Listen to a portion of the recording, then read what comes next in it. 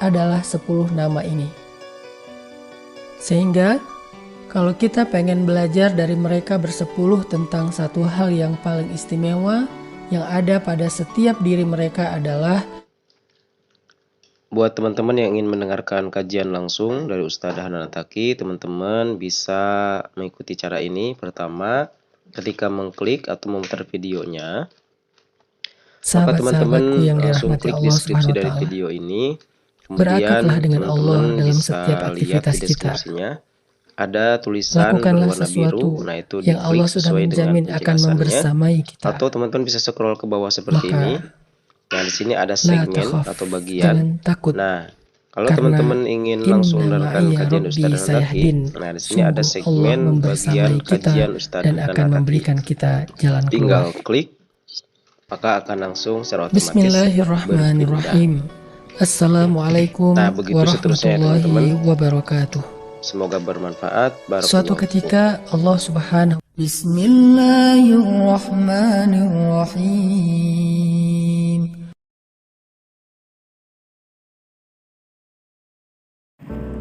Bismillahirrahmanirrahim. Assalamualaikum warahmatullahi wabarakatuh. Sampurasun kasadayana pemadamang.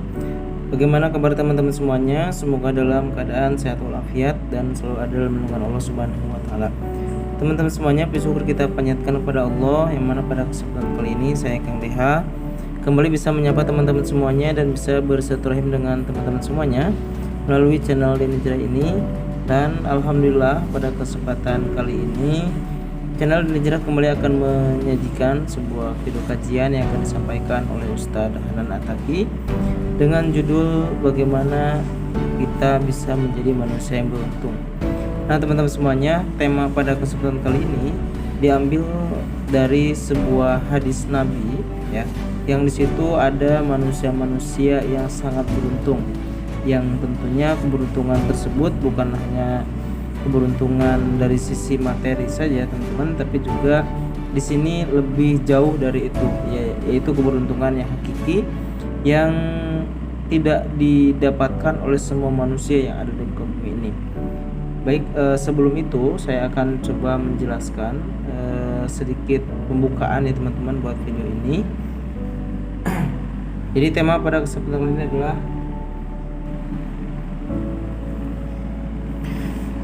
itu teman-teman ya. Jadi di sini bagaimana agar menjadi manusia yang beruntung.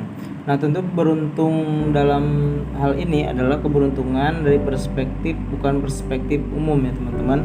Karena kebanyakan manusia memandang bahwa orang yang beruntung adalah dia yang mendapatkan kecukupan dalam hal-hal tertentu. Ya contohnya misalkan dalam yang biasa dikaitkan dengan manusia atau manusia itu, seseorang bisa dikatakan beruntung itu ketika dia mendapatkan 3 tak misalkan ya teman-teman ya. Jadi orang yang beruntung adalah orang yang mendapatkan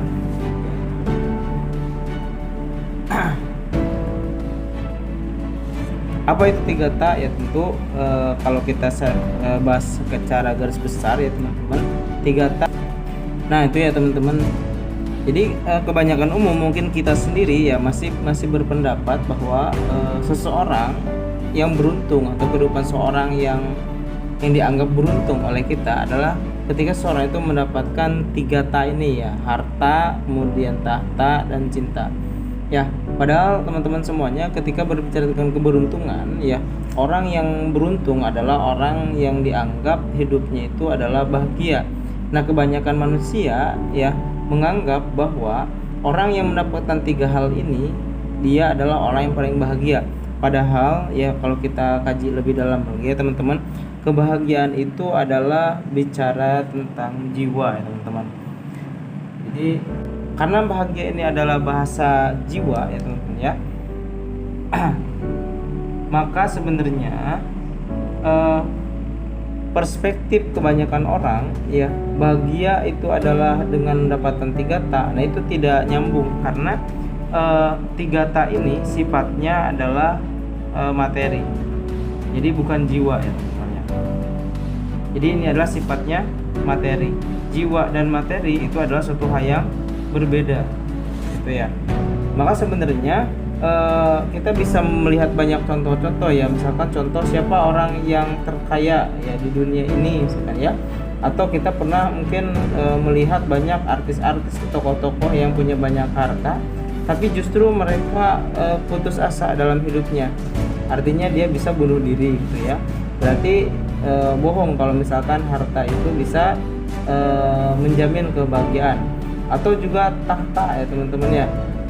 Nah tahta ini ya, kalau misalkan dikatakan orang bisa beruntung dengan tahta ya, dulu ada kisah seorang raja ya, disebut dengan Raja Fir'aun misalkan ya teman-teman. Nah Fir'aun ini adalah orang yang Fir'aun itu adalah orang yang mempunyai tahta atau kekuasaan, tetapi ujung-ujungnya dia celaka. Karena berarti bukan beruntung, orang yang celaka bukan orang beruntung. Pun demikian dengan harta ya teman-teman. Dulu ada Korun misalkan ya. Korun itu adalah orang yang kaya raya, punya banyak harta, tetapi dia tidak beruntung gitu ya. Nah, apalagi dengan ini ya, dengan cinta ya.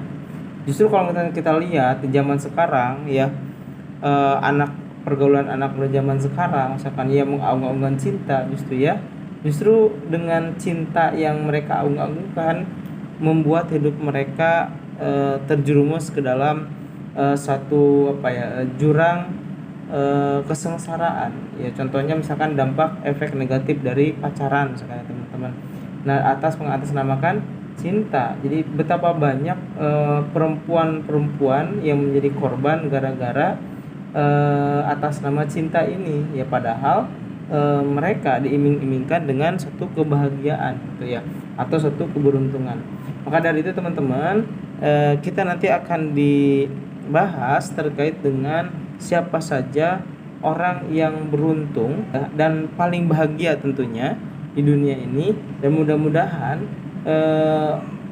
manusia-manusia tersebut nanti bisa menginspirasi kita sehingga kita menjadi salah satu bagian dari manusia yang beruntung menurut Allah dan Rasulnya tentunya. Nah sekarang mari kita simak penjelasan dari Ustaz Hanan Zaki.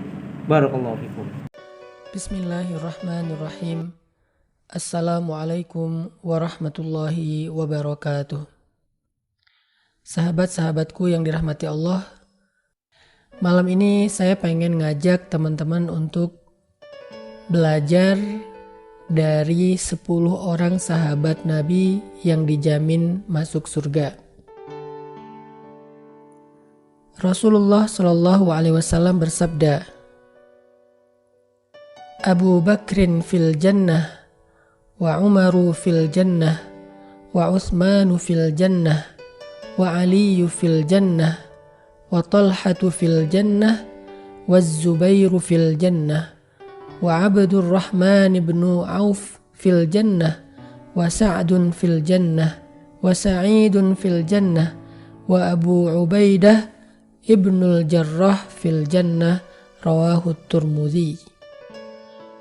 Abu Bakar ada di dalam surga, Umar di dalam surga, Utsman di dalam surga, Ali di dalam surga, Talhah di dalam surga, Zubair di dalam surga, Abdurrahman bin Auf di dalam surga, Sa'ad di dalam surga, Sa'id di dalam surga, Abu Ubaidah bin Jarrah di dalam surga. Hadis riwayat Tirmidzi.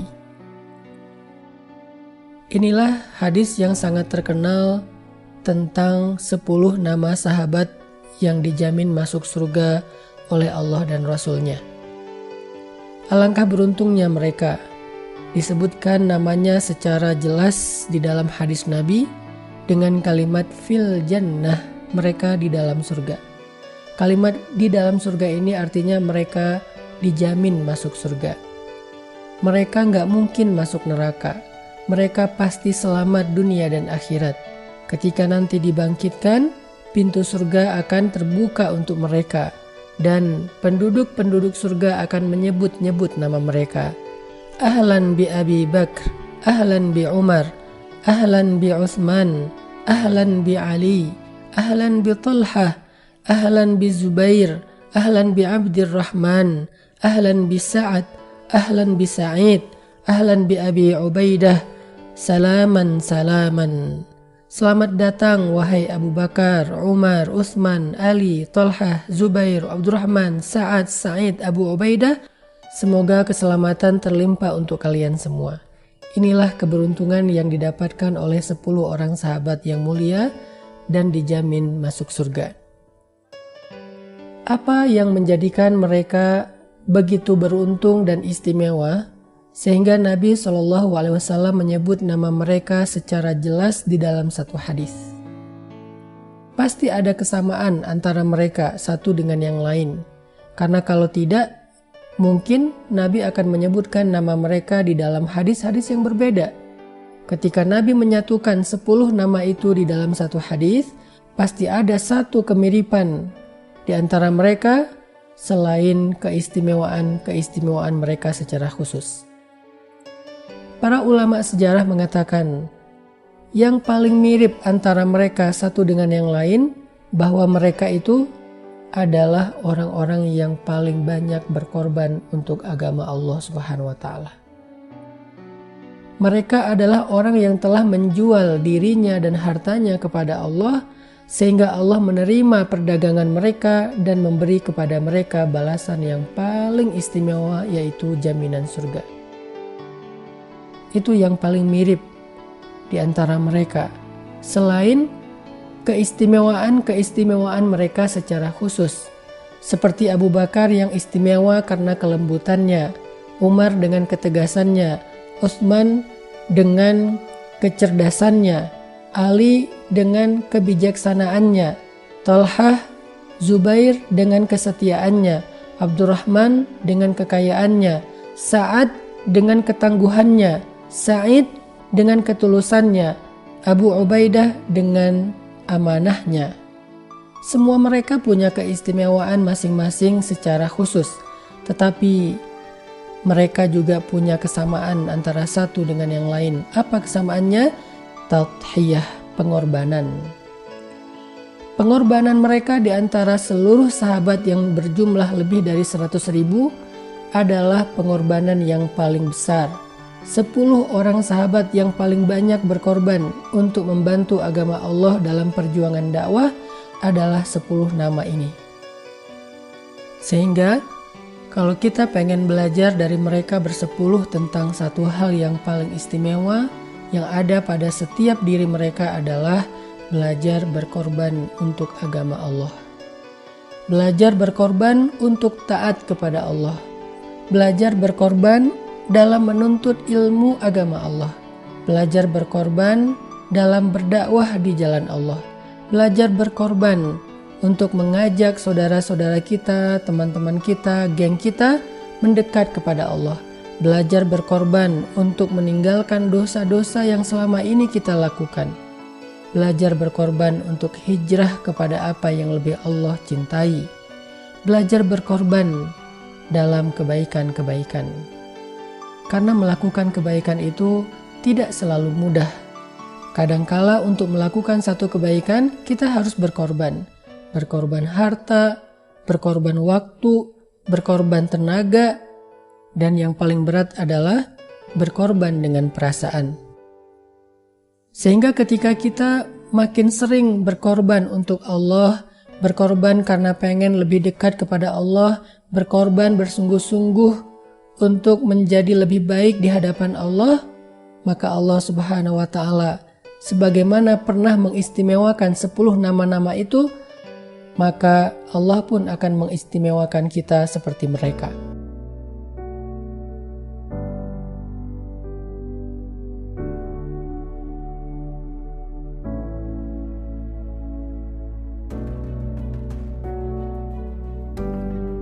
Potong sebentar ya. Ternyata luar biasa ya teman-teman. Manusia yang paling beruntung tadi sudah dituliskan di sini, ada 10 sahabat yang paling beruntung ya, yakni Abu Bakar, ya Umar, Utsman, Ali, Talha, Zubair, ya Sa'ad, Abdurrahman bin Auf, ya Sa'id, ya bahkan Abu Zarrah, ya dan yang lainnya. Nah, itu adalah 10 sahabat yang memang dijamin masuk surga oleh Allah Subhanahu wa Ta'ala. melalui hadis Rasulullah SAW. Nah, tadi sudah dibahas bahwa yang paling mirip dengan mereka adalah ya di 10 sahabat.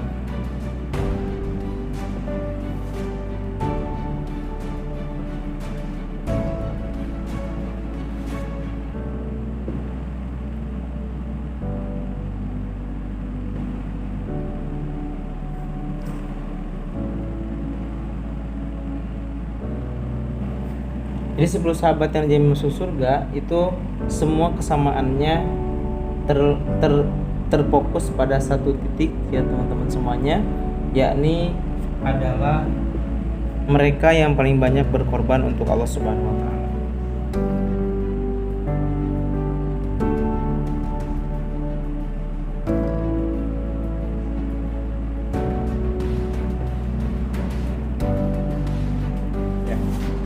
Jadi kenapa mereka bisa dijamin masuk surga? Ya disatukan dalam satu hadis Rasulullah ya kata para ulama, karena mereka adalah manusia-manusia yang paling banyak berkorban untuk Allah. Mereka yang telah menjual dirinya untuk Allah ya. Tentu menjual diri sini adalah dirinya, hartanya dan jiwanya itu untuk perjuangan ya. Seperti yang tertera misalkan di surat At-Taubah ya teman-teman. Taubah ayat 111 ya. Innallaha astara minal mu'minina anfusahum wa amwalahum bi anna lahumul jannah ya. Jadi sungguhnya ya Allah telah membeli daripada diri orang-orang yang beriman itu adalah baik dari diri kemudian hartanya ya, yaitu dengan apa? Dengan surga. Nah 10 sahabat ini adalah orang-orang yang telah berjual beli dengan Allah ya, dengan mereka menjaminkan dirinya ya atau berjual beli diri dan harta mereka dengan surganya Allah. Sehingga dari ratusan ribu sahabat Nabi ya hanya mereka lah yang dijamin masuk surga dijadikan dalam satu hadis. Nah karena 10 sahabat ini adalah sahabat yang paling banyak berkorban untuk menegakkan agama Allah dalam membela Allah dan Rasulullah.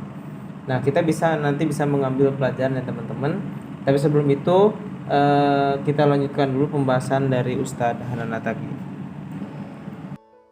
Allah Subhanahu wa taala berfirman dalam sebuah ayat dengan bahasa syarat.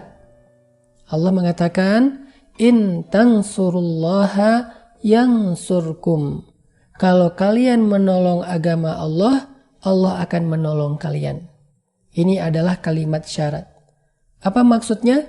Kalau kita pengen ditolong oleh Allah dengan pertolongan yang ajaib di dunia dan di akhirat, dengan pertolongan yang besar, dengan pertolongan yang istimewa, seperti Allah pernah menolong mereka bersepuluh, dengan Allah turunkan malaikat untuk membela mereka, Allah berikan kemuliaan kepada mereka, Allah angkat derajat mereka, Allah jaminkan mereka surga, Allah jamin mereka terbebas dari api neraka. Semua pertolongan dan keistimewaan yang Allah berikan ini, syaratnya adalah menolong agama Allah. Gimana cara kita menolong agama Allah? Dalam konteks kita yang baru belajar, yang baru berhijrah, yang baru faham agama sedikit-sedikit, menolong agama Allah bukan dengan ceramah, tetapi menolong agama Allah dengan mensupport dakwah di jalan Allah Subhanahu wa taala. Masing-masing ustadz itu punya program dakwah. Ada yang membuat pesantren, ada yang membangun masjid, ada yang membuat gerakan dakwah lingkungan, sosial. Seperti saya bersama dengan para asatis di BBN, kita membuat program lingkungan yaitu less waste, program sosial, healthcare, COVID-19, banjir dan seterusnya. Kemudian kita bikin pesantren tahfiz dan seterusnya. Semua para ustadz-ustadz ini rata-rata punya program dakwah untuk menegakkan agama Allah. Maka supportlah itu. Dengan apapun yang kita bisa. Kita bisa mensupport dengan infak harta terbaik kita. Kita bisa mensupport dengan ide. Kita bisa mensupport dengan tenaga. Kita bisa mensupport dengan mengajak orang lain untuk sama-sama mensupport. Mungkin kita hanya bisa ngasih 100.000, 50.000 infak kita, tetapi nilainya di sisi Allah adalah 1 juta. Kenapa? Karena kita mengajak 10 orang teman kita untuk ikut mensupport program-program dakwah. Ini yang disebut dengan menolong agama Allah. Atau bahkan sekedar merepost program tersebut di sosial media, konten tersebut di sosial media, atau ngejapri teman kita, atau share link kepada teman-teman kita, maka kita telah menolong agama Allah Subhanahu wa taala. Yang penting jangan diam. Alhamdulillah, itulah tadi pembahasan dari Ustadz Hanan Ataki terkait dengan tema menjadi manusia yang beruntung. Nah, teman-teman semuanya, ternyata menjadi manusia yang beruntung itu tidak mudah ya teman-teman. Jika kita lihat dari contoh 10 sahabat yang dijamin masuk surga. Ternyata mereka kenapa dijuluki menjadi manusia yang paling beruntung? Karena memang mereka adalah orang-orang yang dijamin masuk surga. Artinya ketika dijamin masuk surga berarti mereka tidak akan masuk neraka. Nah, teman-teman semuanya, tadi dibahas bahwa ternyata ada beberapa kesamaan dari mereka, sehingga Rasulullah menyatakan dalam satu hadis sekaligus, yaitu tadi dalam beberapa pembahasan bahwa kata para ulama kesamaan daripada mereka dari 10 sahabat yang dimasuk surga itu adalah tentang pengorbanan mereka terhadap agama Allah. Nah, teman-teman semuanya, coba kita tanya kepada diri kita masing-masing, apa yang sudah kita berikan untuk agama Allah? Apakah selama hidup kita pernah merasa berkorban untuk Islam? Untuk keagungan syariat Allah, seperti kita berkorban untuk kepentingan diri kita sendiri, kepentingan keluarga, pekerjaan, atau berkorban untuk cinta. Yuk belajar berkorban fisabilillah dengan mensupport jalan-jalan dakwah, karena kata Allah, in tansurullaha yansurkum. Jika kalian menolong agama Allah, maka Allah pun akan menolong kita. Nah, alhamdulillah tadi kita telah belajar dari 10 sahabat yang dijamin masuk surga. Mudah-mudahan kedepannya kita bisa sedikit-sedikit belajar berkorban untuk menolong agama Allah, sehingga kita pun dalam hidup kita ditolong oleh Allah. Saya akhiri, Assalamualaikum warahmatullahi wabarakatuh.